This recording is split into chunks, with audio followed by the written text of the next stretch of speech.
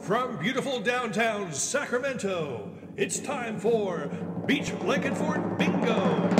Beach Blanket Fort Bingo. Beach Blanket, Beach Blanket Fort Bingo, Fort Bingo.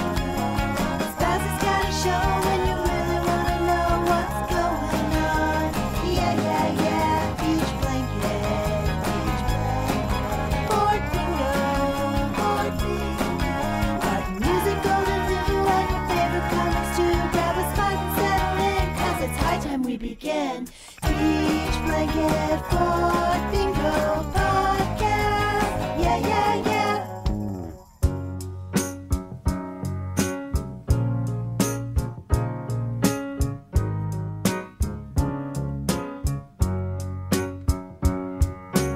In a little while from now. Hey, everybody, and welcome to Beach Blanket Fort Bingo. I'm your host, Steve Schnee, and before I introduce our very special guest, I'd like to introduce my co-host. He's a man well known for his love of donuts, fried chicken, and breakdancing. He was born with a bass guitar in one hand and a test pressing of Kiss Destroyer in the other, or that's what he tells me. To all of us, he's still that little rock and roller from Houston, Texas, even though he now lives in LA. Ladies and gentlemen, Ronnie Barnett. Hey, Steve, thank you. Hi, all true, everything you said. Now, our very special guest literally needs no introduction, but I would never forgive myself if I didn't tell you that he is one of our generation's greatest living songwriters. It's been 50 years since he released his debut album, and he is defying rock and roll odds by continuing to create music that is just as great, if not better, than his classic material from 50 years ago. If you're talking about classic songwriters like Elton John, Paul McCartney, Harry Nilsson, Paul Simon, Jeff Lynne, Randy Newman, Brian Wilson, well, then you need to include this man in your conversation. His first U.S. tour in over 4 decades begins on March 4th, 2022 in Houston, Texas, and concludes in Washington, D.C. on March 20th. It is my absolute honor to welcome to the show, Mr. Gilbert O'Sullivan. Welcome to the Blanket Fort, Gilbert. Nice to be with you, Stephen, and you, Ronnie, too. So. First things first, how are you doing? You know, the last time I interviewed you was 2 years ago, right before the pandemic started, and right before your tour was actually supposed to kick off. How have things been? Well, as it is for everybody, it's very difficult. But we're dealing with it as we have to, all of us. Mm-hmm. Down to this new variant that's just arrived, is rapidly moving into London in particular. I'm talking to you from London. Mm-hmm. It's the worst part of the UK affected by it. So, but we're dealing with it as best we can. We wear the masks as much as we can. We avoid, keep social distancing. We do all the things that you guys, all of us have to do. Mm-hmm. And we can't complain. We just have to get on with it. Now, things have obviously been up and down over the last 2 years.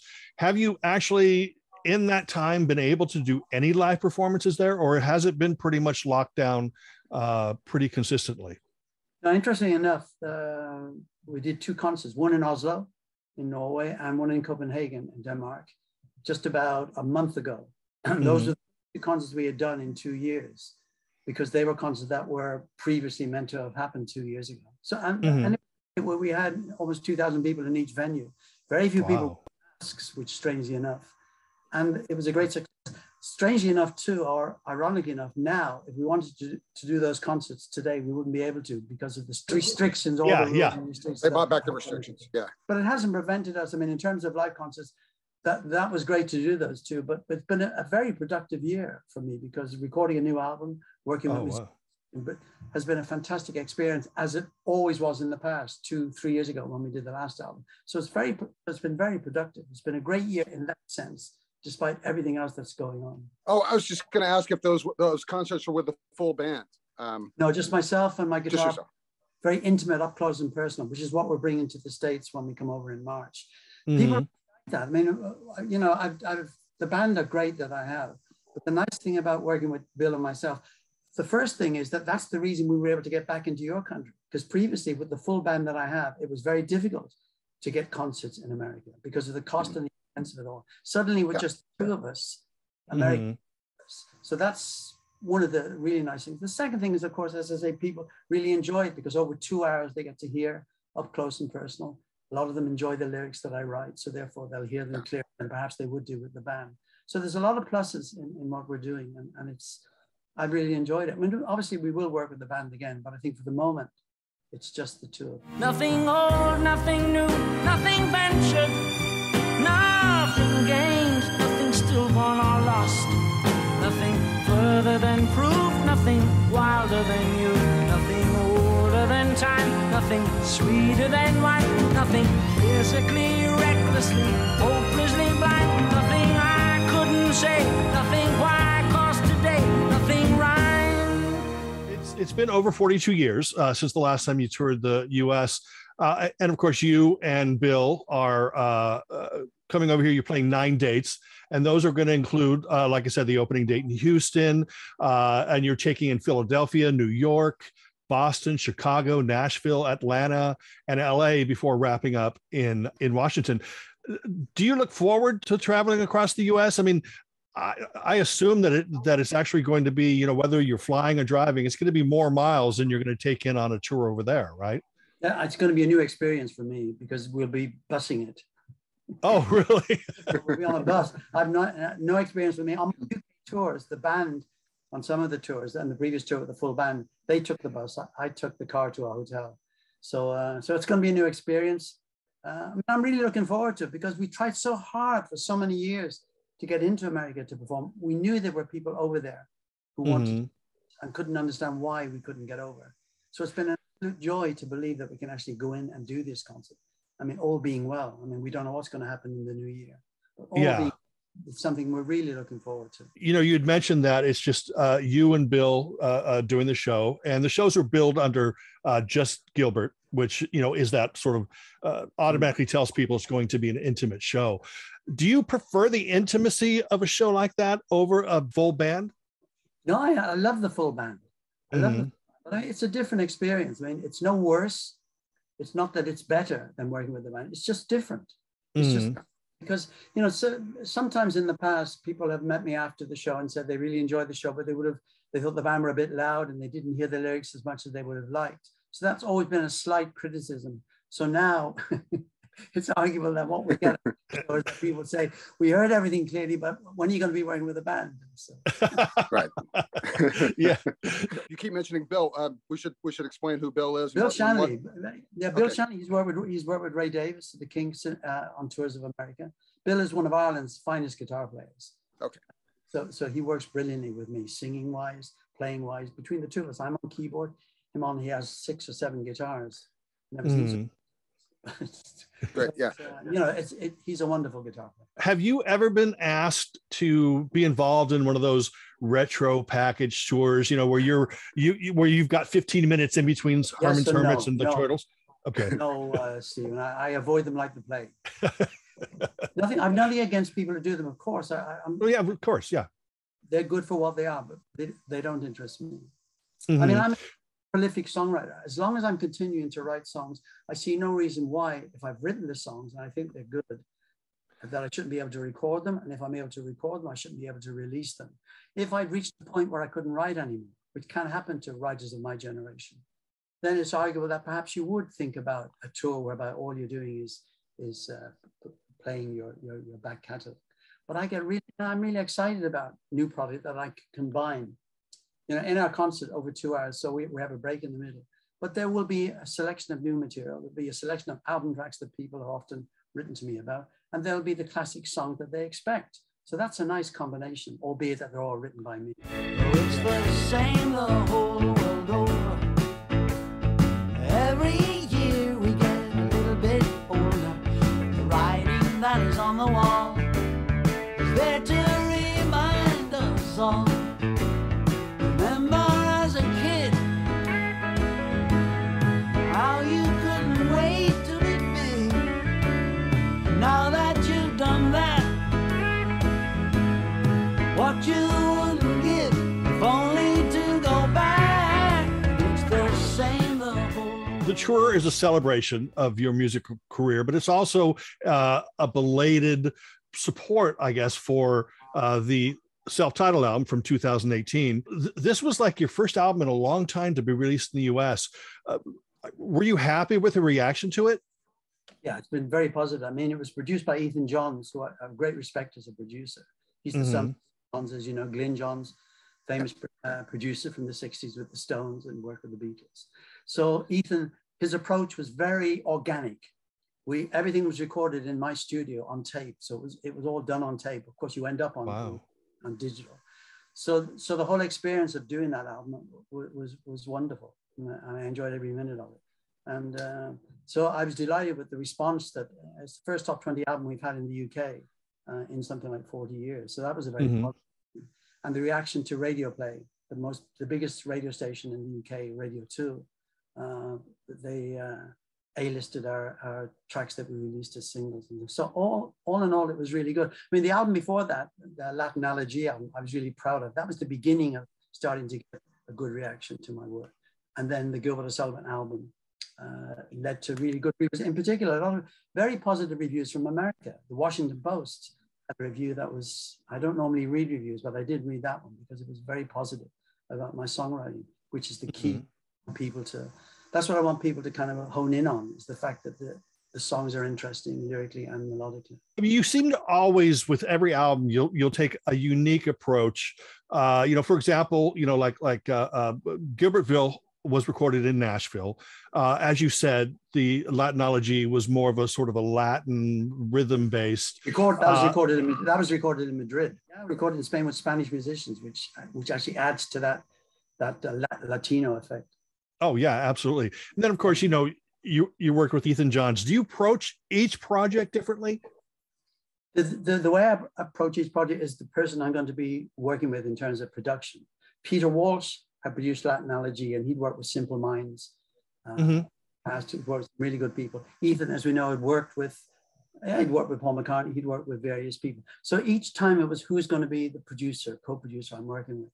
So once Ethan met me and we got on well together. He liked the songs when he heard them. He has to like the songs, obviously, before he wanted to do it. And it was just a wonderful experience because he brought the musicians on board, as opposed to me supplying. For example, Bill didn't play on it, but that's my choice of musician. I allow the producer to put forward the people that he wants to bring on board. And the new album that we've done, again, the producer is Andy Wright. Andy has produced Simply Red, and he's also produced Simple Minds, some of their best work. So Andy's approach is different to Ethan's as Ethan's was different to Peter Walsh. And that's what's taking place because the songwriter is the same person. The songwriter is writing the melodies, the songwriter is writing the lyrics. So that hasn't changed. All I hope for in the terms of writing is that the quality of my material is good. So again, when I sit down with each producer, they have to hear the song before they're interested in doing it. Likewise, and likewise with Andy. I would go to Andy Wright's place, play him the songs on the piano, just the two of us. He picked the ones he liked, and we're in. And 14 songs have been recorded over 5 days. He picked the musicians. So the process is the same, but it's different in the sense that the producer I'm working with gives that vital difference.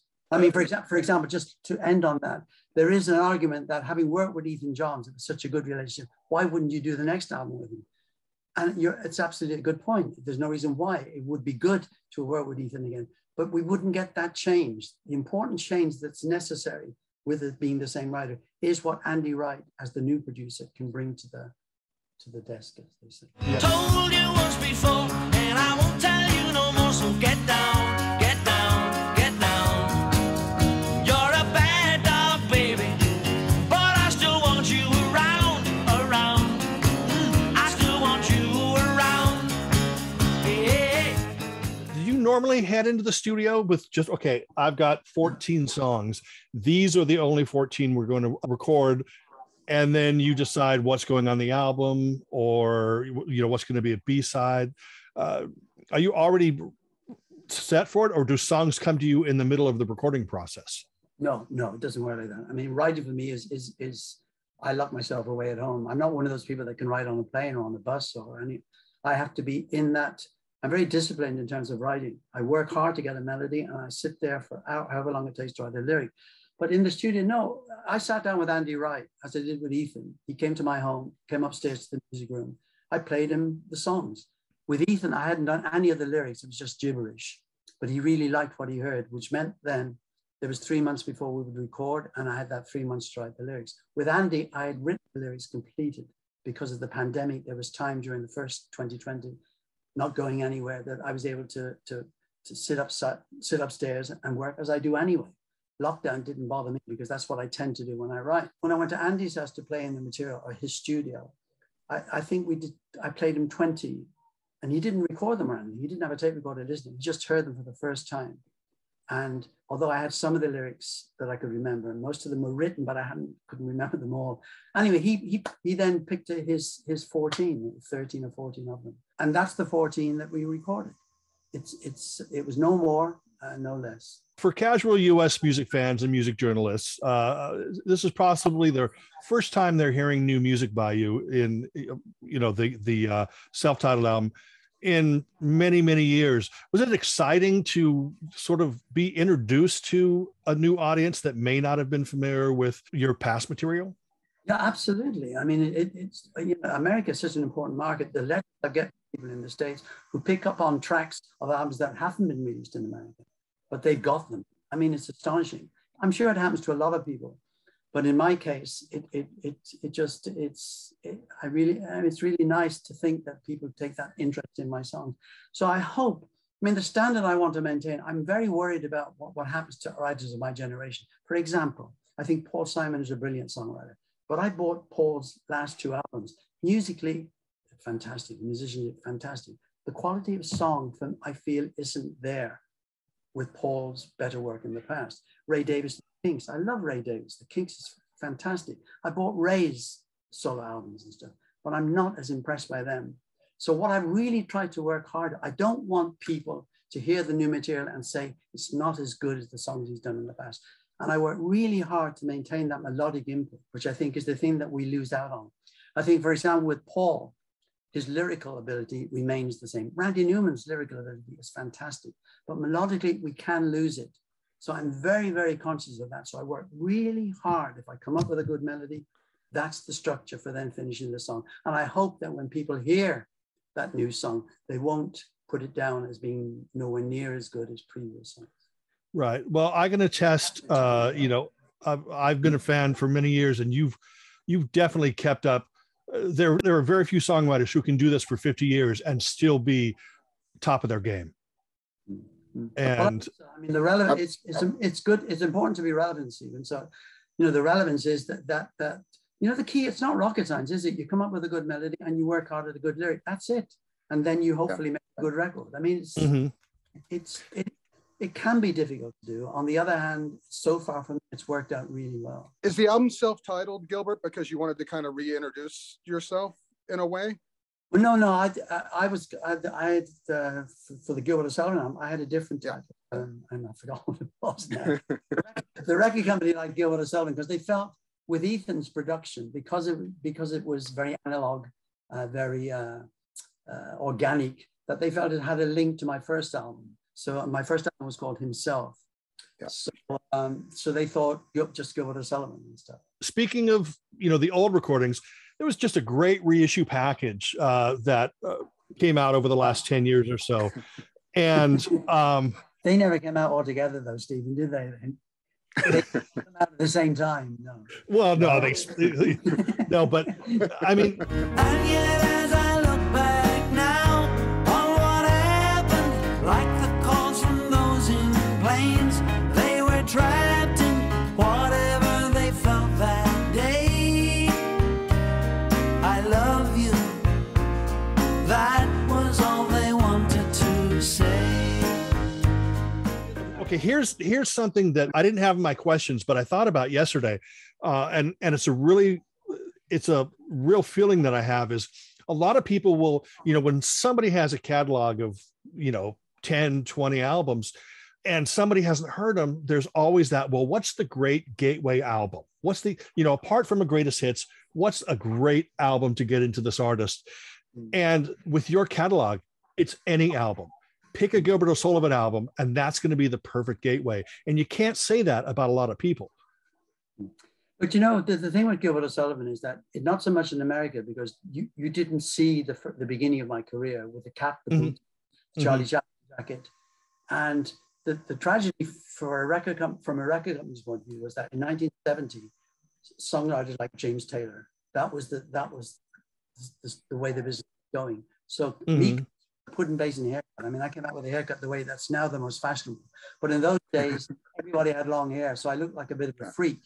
And the generation that bought albums didn't want to buy my album because of how I looked. They liked the songs. People would have heard Nothing Rhymed, the first song, which was a big hit. But when they saw me, wouldn't have liked to be walking around the campus with that album under their arm. So I've suffered throughout my career, people not buy my albums because of the reputation, because of the image that I had created. But it's never bothered me because the image by me. I'm the one that said to the record company, I want to look like this. I'm the one that said to Gordon Mills, my manager, who managed Tom Jones, I want to look like this. And if you don't want me to look like this, I'll walk. I was that determined because I knew my songs were good. So I knew I could get away with how I wanted to look. And the reason I wanted to look the way I did was to be different. The catalyst for me were the Beatles. The Beatle haircuts and the collarless jackets, they didn't have to do that to be successful. But by 67 and 68, with long hair here to stay, i.e. James Taylor, that look, that's what people wanted. And I didn't do that. The record company begged me to do it. I want to be different. It doesn't affect my writing, but it affected the image that I wanted to kind of create. You didn't get lumbered with that. So in a sense, you know, the amount of people that bought my albums, I don't really go there, Stephen. But I think it's fair to say that I suffered because of that, but it's not something which bothers me. Right. Well, I'd like people. I mean, it's nice getting good reaction to Gilbert O'Sullivan. I'd like to think that more people discovered me. I think I found that actually online. People were introduced to me for the first time due to, because the good thing about a review, as you know, if you get a good review of your album, is people who will have forgotten about it. You might read it and might think, my God, I didn't know he was still making records. Let me look at this. He's been given a 4-star review, or he's been given a positive review. So there's something to be said for that. But in the early days, you'd see a review of the Kinks, you'd see a review of most writers and stuff. And Gilbert O'Sullivan album would get, this is the guy that wears a pudding basin and haircut and a cap and boots. No mention of the song. So that's what I had to kind of live with. But, you know, so what? Left standing in the lurch at a church where people were saying, my God, that stuff, she stood him up. No point in us remaining. We may as well go on as I did on my own, alone again, naturally. How many of those caps did you have back then? How many of those outfits? Was it only one? No. I have the G jumpers and all that. Oh, the G jumpers you saw. You know, I saw the G jumpers when we seeing the college film with Buster Keaton, and that gave me the idea for doing that. No, again, I just played with images. I have several caps. Yeah. They're all with the Charlie Chaplin, like they're all stuck in a wardrobe in the house and stuff. But you know, part of that image because it's different, right? You can't. Yeah. Different. That's end of story. You've been releasing new albums every 4 or 5 years, pretty much like clockwork. But does it get frustrating when people consider every album a comeback album? No, it doesn't bother me. No? I just want people to like it, Stephen. I just want people to like it. But I accept the fact that they can go unnoticed. One of the best albums I've ever made was Every Song Has Its Play, which is I did it like a theatrical. Yeah. I had which were on the beginning of it, playing the songs of the album as if they were successful. And so I'm very proud of that. It was done with a full orchestra. Really nice experience and stuff. But it didn't, you know, it was a Radio 2 record of the album of the week and stuff. Good reaction from people, but it never sold. Again, you know, mind you, people may have bought it because of the cover, Stephen. The sales it got might be due to the cover and stuff. But, you know, so a lot of albums have come and gone. Off Center, which was produced by Gus Dudgeon in 1980, when we had a hit with What's in a Kiss. Gus had really good reviews for that. But again, the Gilbert O'Sullivan image took away from that. So I'm proud of the work that's gone down over the years. And the important thing is that, you know, I think the material is still good. A lot of those songs I still play on stage. So I'm very proud of those previous albums. You know, you've been compared to Paul McCartney, Randy Newman, Harry Nilsson, but what were the main influence that sort of helped create your unique approach to music? Because you've managed to distill everything from, you can hear Tin Pan Alley and 60s pop, and you can hear Brill Building in your music. Yeah. I mean, of course, the biggest influence when I started to write songs, before the Beatles came along in England, it was the Shadows. And the Shadows had one band and Apache, great instrumental #1 records and stuff. So we all liked the Shadows, but we didn't think that we could be in a band like the Shadows. It was beyond us. We were 15, 16 years old. Suddenly in 1962, the Beatles arrived with Love Me Do, but it was really Please, Please Me that set the groundwork. And when we saw them on television, it was a revelation. Everybody suddenly felt that because they were young, they wrote songs, brilliant songs. They didn't need to have a musical degree to be able to write great songs. So we identified with that. And then we all wanted to be in a band. So my first band, I mean, I went in as a drummer, my school band. And then I went into a local youth club band called the Prefects. And strange enough, then I was beginning to pick up ideas of songs. So the big influence for me on a musical level were the Beatles. But the biggest influence for me vocally was Bob Dylan. Free Will of Bob Dylan was a fantastic album. So, and I wanted to sing like Bob Dylan. All my early demos, if you heard my early demos from '67, you'd hear you sound like an old man. And remember that I thought being 19 years of age, sounding like an old man and looking like the way I did, I'd explode the charts.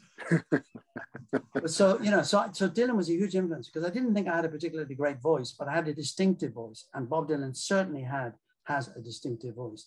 But in terms of songwriting and performance, the Beatles were the catalyst for that. So that led to me getting into a more serious band, which after the youth club band was Rick's Blues. And that's Rick Davis, who the two of us got together. He was an ex-art student and I was starting as an art student at college. Rick was a brilliant musician.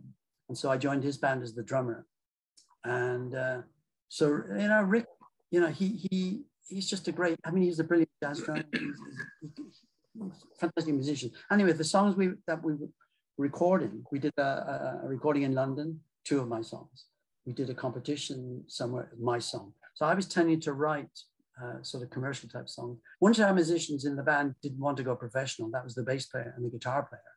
Rick and I decided what we had to do. So Rick needed to be in a band. So that's why he went off to form a band called The Lonely Ones, or joined a band called The Lonely Ones, which then became Supertramp. And Roger Hodgson became the kind of commercial writer, and Rick maintained that ability as a great musician to play the album tracks and stuff. And I didn't want to be in a band. I was quite happy to go to London and try and break into the business as a solo singer. So that's how that developed. And then, of course, the key to what I was wanting to do in the future was to be successful with songwriting and stuff. So you talked earlier, the Brill Building. I have that Brill Building mentality, 9 to 5. It's always been my attitude in terms of songwriting. I'd sit there for 5 days a week. I do like Carole King and Neil Sedaka and all those guys would go into the Brill Building, sit in a room with a piano. I would do that. To this day, I do that. And sit there, and, maybe after a day of sitting there for 8 hours, you don't come up with something, but you practice. So it's not a waste of time. So all that comes into play. And likewise, you mentioned the theatrical side. Well, those soundtracks from the Cole Porter, Jerome, I love Jerome Kern. So I listen to those musicals because that's where you get the melodic input. That's where you get the melody input to influence you. You can't write melodies if you're not able to hear good melodies. It's important to hear to be able to do it. And likewise with lyrics, I suppose Dylan, a lot of my early songs had a kind of getting into that area besides Moon in June. But certainly on a melodic front, the soundtracks of those past, Irving Berlin, Rodgers and Hammerstein, Rodgers and Hart. I listened to all that stuff. And you could argue that it sounds a bit old-fashioned, but the melodies are so good. And they're a great influence for me in terms of wanting to write songs and melodies. You and me are all that matters, disregard the rest. Trust your soon to be old man, he knows what is best. Very shortly now there's going to be an answer from you, then one from me. That's matrimony. I just want to say, you mentioned being playing drums in that group. Did you start off as a drummer? Yeah. Just with a couple of tin cans in the bedroom, and the Shadows. It was the kind of Shadows. we didn't feel we could be in a band like the Shadows, but I did have guitar lessons. I took guitar lessons, but I'm left-handed. And so I had a guitar, which was obviously right-handed and stuff. And I went to a woman called Dorothy Sprittles for guitar lessons. She was teaching me some FBI and a couple of the Shadows hits and stuff, but I didn't want to play right-handed. I wanted to play, sorry, I didn't want to play right-handed. I wanted to play left-handed. And anyway, I gave that up. And then we had a piano in the house, and I was starting to develop an interest in songwriting, coming up with, you know, one of the earliest songs I ever wrote, Ready Miss Steady. It's a great song. And I often do it on stage. Actually, it's one of my best little songs because it's a great title, Ready Miss Steady. As a songwriter, your songs, I mean, they do truly paint a picture in my mind. So when I'm listening to a Gilbert O'Sullivan song, your lyrics, the music, the atmosphere, the feeling of the song really connects. And but as a songwriter and storyteller, you sing from the point of view of someone other than yourself. Do you find it difficult that people are always thinking like, oh, were you really depressed when you wrote Alone Again Naturally, or, you know, things like that? No, it doesn't bother me at all. It's fine. I mean, the song, once the song is out there, Stephen, it's yours. Once it's out there, what interpretation people come up with, there's a danger if you tell people what the song, the classic one that the story I tell on stage is story of How Long by a band called Ace, right? And the writer is Paul Carey. Now, Paul's a great writer. We all loved How Long. You loved it over there in America. It was a big hit. The only hit they really ever had. And Paul, to this day, has his own band and he's on the road. He worked with Michael and the Mechanics. He's a fantastic singer and a really good writer. But he told the story.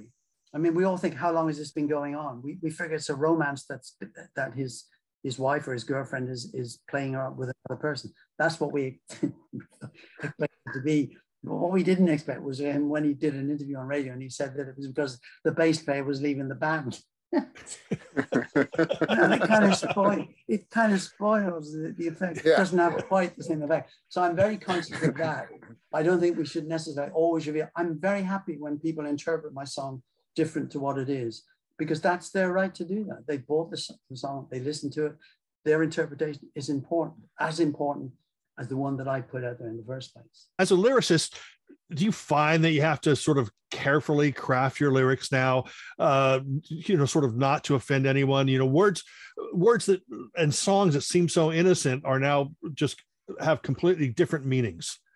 You know? Yeah, there's two examples of that. I mean, I was crucified for writing a song called A Woman's Place is in the Homes. That didn't help me at the time, but I liked it. It was a very kind of, it was very American influenced track. It was produced by, I like those American soul writers, I forget their names now. But yeah, so, you know, that was a dangerous song to write. But it's Claire, it's an interesting scenario with Claire. A lot of people don't, because of a young man with a young girl. You know, there was a well-known journalist in this country who did an article for a newspaper. I saw the article. And there's a program every Saturday.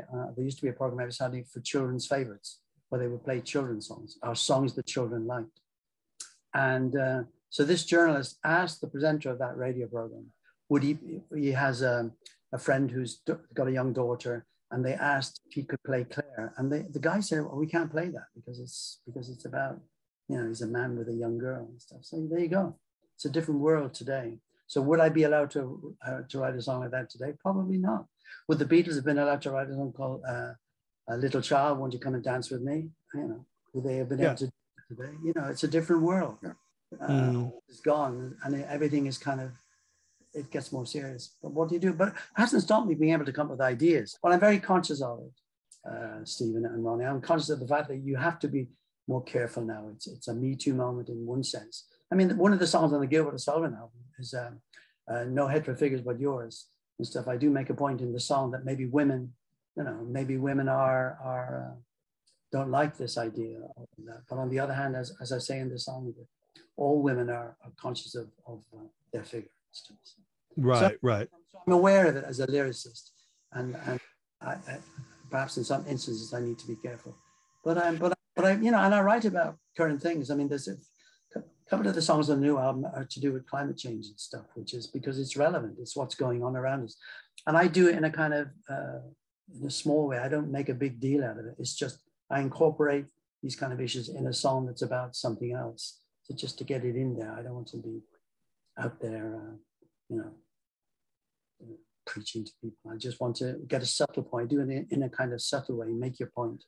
And that's kind of interesting for me as a lyricist, because when you sit down to write those lyrics, you start from an empty notebook. You might have a title. Where did you go to? Who did you see? How did you know I'd be there? Oh, and did you remember not to forget? Tell me, 'cause I don't care. How do you feel about other artists covering your songs? I know that the last time I talked to you, my favorite Gilbert O'Sullivan cover version is Andy Williams' "Who Was It?" And I know that Andy was a big supporter.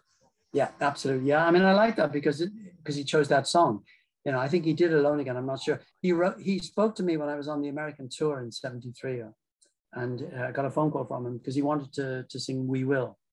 And there was a line in "We Will" that he didn't know what it meant and stuff, and he wanted to change it. And that line was, "I bagsy being in goal." Very English expression about wanting to be the goalkeeper in a team event. So I said, yeah, of course he could change it. No, he was a big fan of my music. Really appreciate that. I met him a couple of times.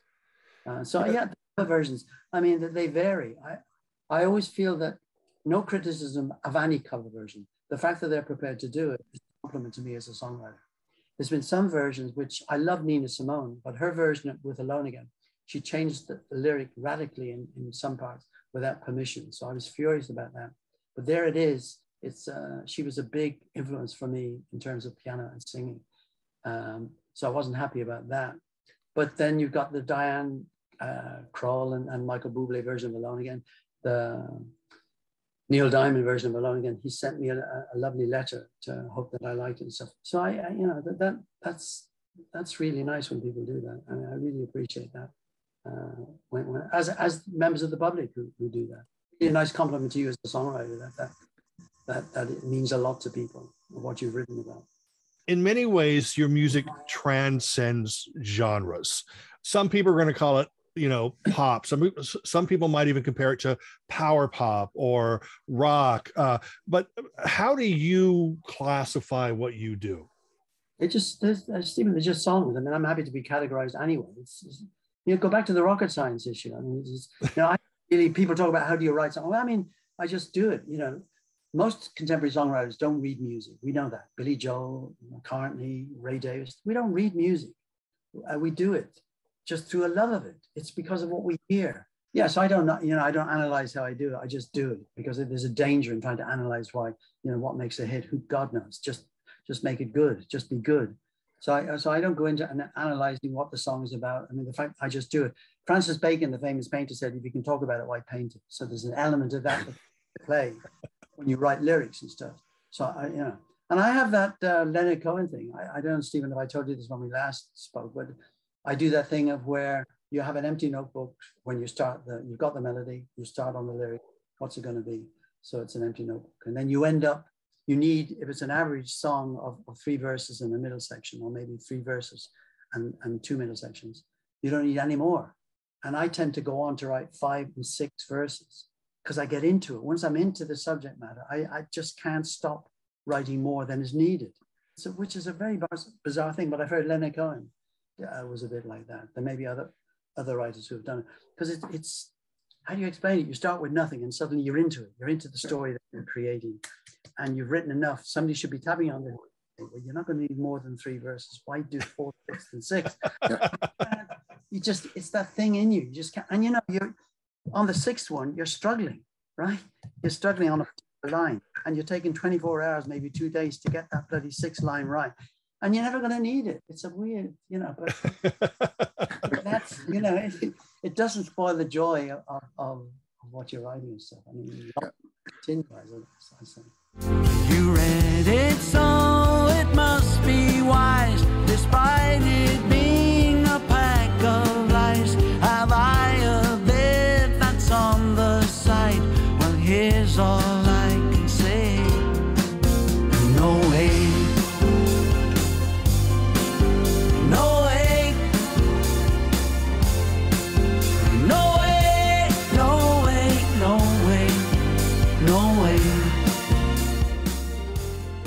the music part always comes first then, Gilbert, before the lyrics. Yeah. I have that Irving Berlin thing of where, going back over the years, a good melody is never dates. If you finish a lyric and don't use it, it dates. I have a couple of songs. I have a song called Salt and Vinegar, which is a good track we recorded a few years ago. And a lot of what I sang in that song is now not talked about anymore. So I tend not to finish a lyric until I know it's going to be recorded. So the good, I stick it in the trunk. I do the Irving Berlin thing. You come up with a good melody, trunk it, it's there. And it's a rock tune, if it's a ballad and it's a good tune, you can pull it out at any time and it'll be relevant. But with a lyric, if you write and you involve current issues, which I tend to do, if you don't use that, then over a couple of years or 3 years, suddenly it'll be, a couple of lyrics that I've written about the Northern Ireland situation. As you know now, the problems in Northern Ireland are fairly resolved.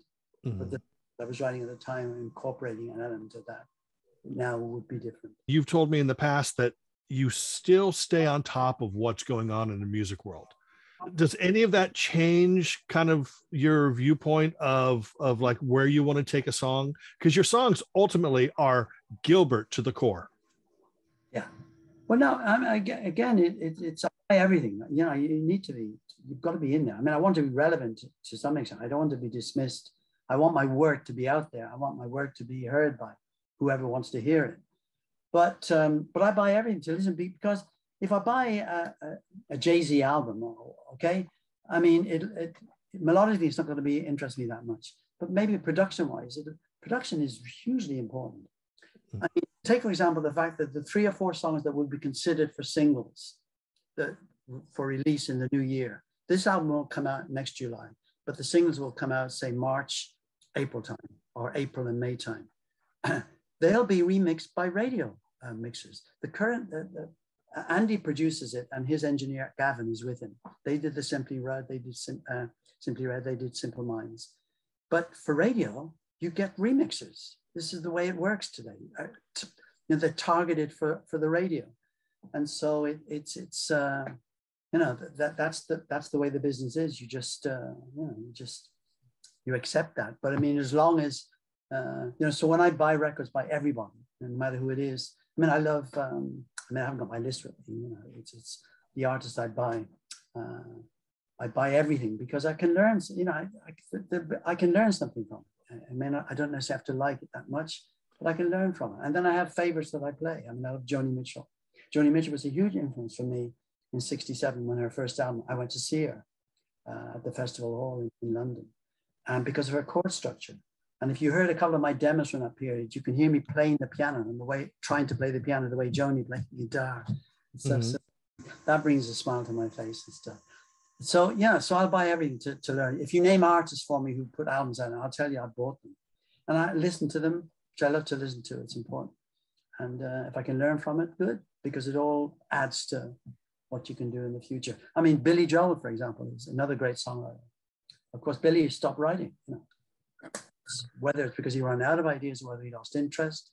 But there is that danger. It can happen. What happened to him, if it happened that he couldn't do it anymore? If that would happen to me, fine, I've had a good run. But I'm coming up with the ideas. I'm out there. Good ideas are out there. And I'm into that. So, I'm 75 years old, but I'm as excited about songwriting as I was when I was 16, because it's just something I do better than anything else. You can't knock that, can you? It's in you. 14 years of age, the first song I wrote was a lyric as opposed to the melody. I copied the melody from another band. And then the first song comes out and as I say, Ready, Miss Steady. And so right from there to the present day, I'm maintaining what I hope is a standard of songwriting. One of those early songs, I talk to people, certainly people in America, that in '67, my first publishing agreement with CBS, as a record company, April Music as the publisher. One of the first covers I ever had was by Tom Rush. One of my songs called Came to See Me Yesterday in the Merry Monday. And that was a big deal for me way back then, because Tom Rush is down in America, very popular. And that album takes pride of place in my record collection. It's right there. Tom Rush's album with his version of Came to See Me Yesterday, which is, so things like that are really nice. What can I say? Claire.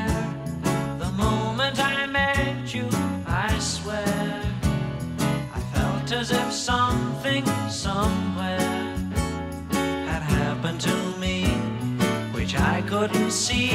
And then, the moment I met you again, I knew in my heart that we were friends. You know, you've got this great big catalog of music. I'm sure there's stuff I'm missing. Okay, so and I'm still scrolling the internet. In fact, I just bought 3 items off of the Gilbert site, and I realized, you know what? I probably have all those B-sides on these, but I still wanted them because they're from the Gilbert O'Sullivan website. Out of all this catalog, have you already picked the songs? Okay, these are the songs that we're going to take on tour with us, because you know that a lot of people from date to date, they're going to be posting the song list. Oh, Gilbert did this, you know. Are you going to change up the shows every time? You're going to do the same show? How's it going to work? Yeah, I tend to do, once we've decided, because rehearsal, Bill and I, once we rehearse, we couldn't just drop in other songs. We work it out in that 2-hour session, just over 2 hours with an hour. We do an hour and then we have a break and then we come back and do another hour. It's worked out really well, Stephen. It needs to work well. It needs to start quietly. It needs to start to build, and you start with those well-known songs. You work it. You know, it's a nice way to work out within that 2 hours what you're going to do to appeal to an audience. So far, Touchwood has worked out really well, but we don't change. There are a couple. For example, in New York, we made sure that the song we did was all They Wanted to Say, Yeah. which was 9/11. I had some really nice letters from people when I wrote that song. It wasn't a success, but it was a success in terms of, I was really happy with the song, very proud of it. And the reaction I got from people who wrote to me from America, who said they heard that song for the first time and liked it very much. So I will stick the odd one here. I tend to stick the ones that I play on my own in the 2-hour set. So that will vary, but the main basis of what we do is structured for album, well-known, new, you know, that kind of way. So the new may vary. And right.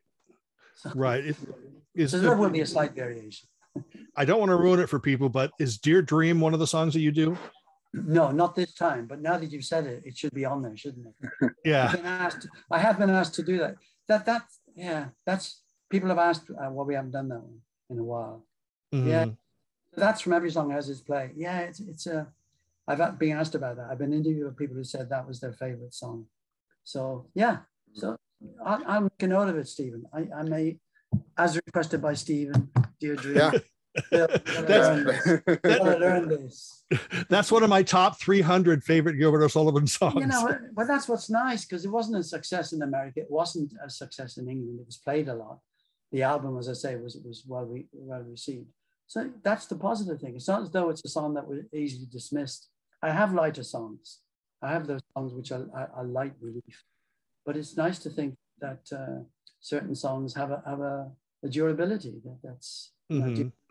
Dear Dream is that thing about, you know, the dressing up and being different and people not liking it, sturdy perseverance, theatrical. Beautiful melody.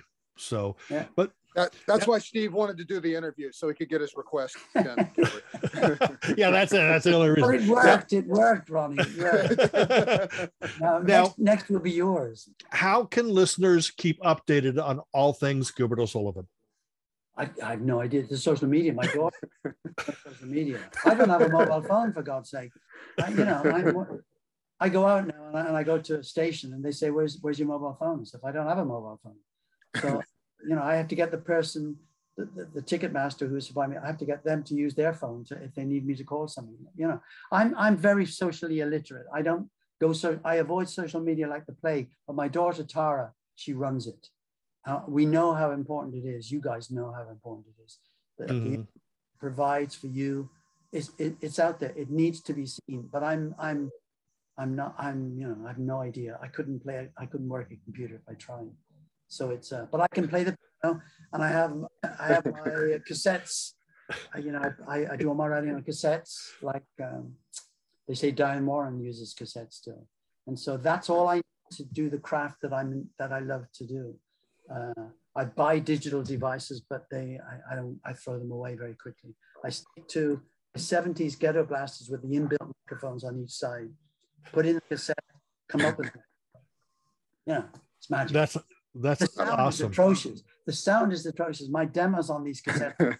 Andy Wright, I said to Andy, I sent him a demo of one of the songs that he didn't hear in the session we did. I said, you should maybe include this song. So I sent him a demo. It sounds terrible. But I've always maintained that it's not the sound that will interest the person at the other end. It's the now, anyway, that's it for us here at Beach Blanket Fort Bingo. Thank you so much, Gilbert, for stopping by. Truly one of today's finest songwriters. Definitely check him out on tour in March of 2022. We thank you, Gilbert, and we thank all of you for viewing, and we'll see you next time on Beach Blanket Fort Bingo. Goodbye, everybody. Dear